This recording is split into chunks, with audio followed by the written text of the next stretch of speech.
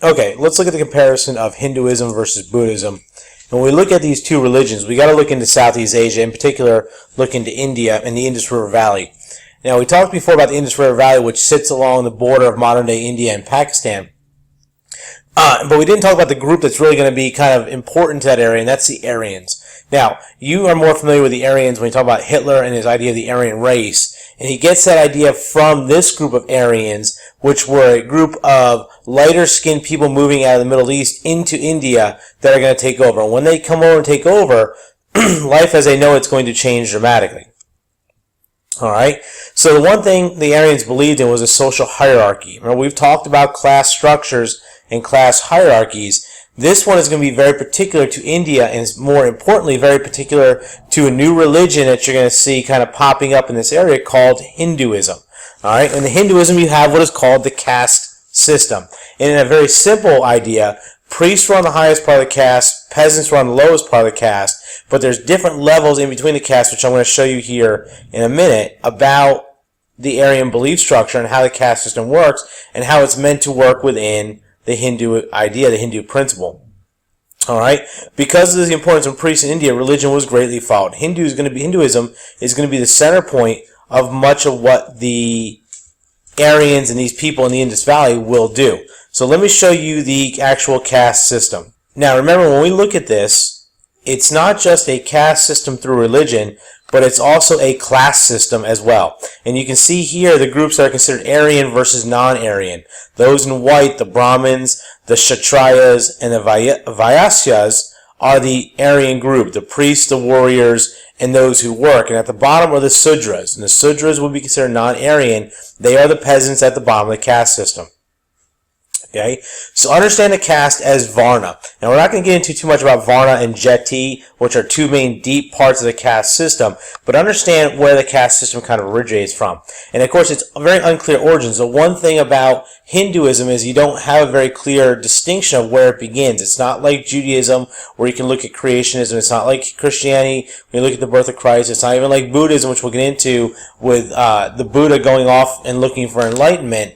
This is very unclear on how the Aryan belief structure and how this idea of Hinduism really pops out. Alright, so now, what they believe in Hinduism and why the class structure is the way it is because those who are Hindu believe in the natural consequence of the world and described every part of the caste as part of the body of the goddess Purusha. And remember, in Hinduism, it's polytheistic. There's multiple levels of gods, very similar to Greek mythology and to Roman mythology. But here, if you think about the depth of Hinduism, which is more connections with the body, the goddess and the goddess's body parts will distinguish where the different castes sit in the caste system. Alright? Now, understand this. Like most early religions, like most early pre-agricultural societies, even early agricultural societies, it's meant to be this timeless and unchanging idea of you're in one caste, that's where you're born, that's where you're going to die. However, what we're going to see with modern day castes is that you can move depending on some different actions or what happens, and there's some movement between levels. But don't concern yourself so much about that right now. Let's focus mainly on the caste. Alright, so here's a different look at the castes. You have the Brahmins on the top. These are Aryan. These are your priests. These are your holy men. These are the top level. They are the closest to what is considered moksha, the highest point of enlightenment for Hindus. Okay? So here's a picture of a priest in the caste system, what they may look like. Holy men cleansing. Okay? Very high level people in the caste structure. They're represented by the head of Purusha, obviously the mind, the thought process being much closer to the gods on the body. The second one are the Kshatriya. They're also Aryan. These are the warriors.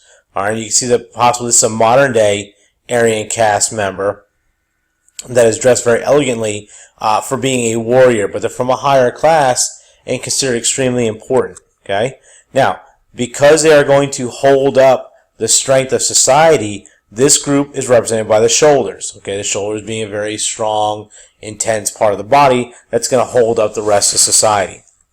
The third group are the Vaisya. All right, these are also the Aryans. These are your commoners, your merchants, your musicians, as you can see, the common people who do hold some kind of job that does make them important. Okay, again, not poor but not wealthy by any means.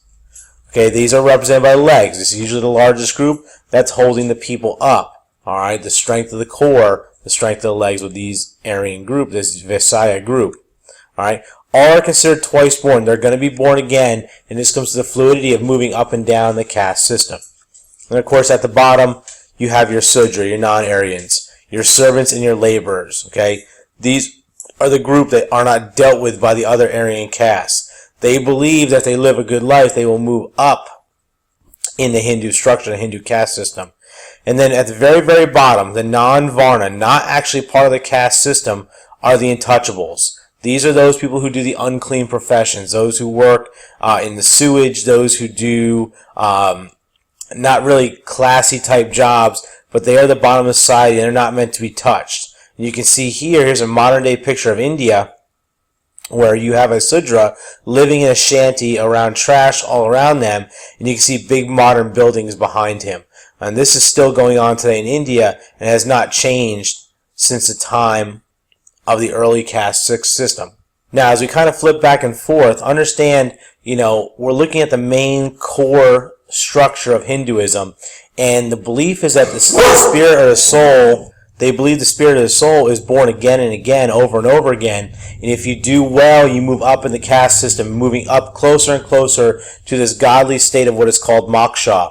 This is where reincarnation actually happens. Alright, reincarnation allows you to be reborn as something else until you are finally venerated and held up on a higher level. And for moksha, once you've hit moksha, you have hit complete enlightenment, and your soul can go on forever without any issues or worrying. Those who do not live a good life will be knocked down a caste. Those who live a good life will be moved up a caste. This constant movement of reincarnation, rebirth and rebirth and rebirth, allows a person to try to find their way to the heavens to be with the Hindu gods. Okay? To do this, you have to have good karma. Now, you guys are familiar with karma, and the idea of doing well for others will help you in the long run. The more you do here, the quicker moksha can be reached. This idea of enlightenment, this higher power, can be reached. Okay? So this religion is called Hinduism. Hinduism is found mainly in India. It's still one of the largest religions today. It is very polytheistic. A big idea of Hinduism is this idea of veneration, holding certain animals or people on a higher scale. In the case of Hinduism, I know we all joke about the cow being venerated. It's not like they're worshiping a cow. It's that the cow, that animal, is so spiritually linked to Hindu tradition. Again, go back to the cow is a domesticated animal. It is used for herding. In this case, one of the most popular animals is the Brahma bull. Again, this idea of a Brahma, a priestly character that is also shown in signs of a bull, in a cow-like form. Now, in close contrast to that will be another religion, very similar to Hinduism. It's going to be called Buddhism. Okay? Now, with this, there's going to be a man, his name is Siddhartha Gautama. He is going to go on this journey of enlightenment. He is a Hindu person, a wealthy Hindu person, who lives within the walls of his protected palace. And what he realizes is that outside the walls of a protected palace is all this misery and awfulness that is going on. So he decides to go on a journey looking for enlightenment, to find out why this misery and why these issues are happening, this death and destruction, this terribleness. So he goes out on his quest and begins to meditate over a long period of time, trying to figure out how to reach this spiritual enlightenment. Alright, when he does this, he does reach his enlightenment. For Buddhism, very much like the moksha in Hinduism, Buddhism, it's considered nirvana. This ultimate peace of meditation where your mind is clear and all suffering is gone. Again, here's the picture of the hand being centered with your soul that we saw with the Christ picture in today's class. Siddhartha Gautama, this idea of Buddha, is going to be shown as a philosophical figure that has found enlightenment, but also as a religious figure. You can see in this picture, the Buddhist monks are worshiping the Buddha and the enlightenment that is going. Now, Buddhism, went too far. Now, Buddhism is centered around two main ideas. It's figuring out where suffering comes from and how to fix suffering.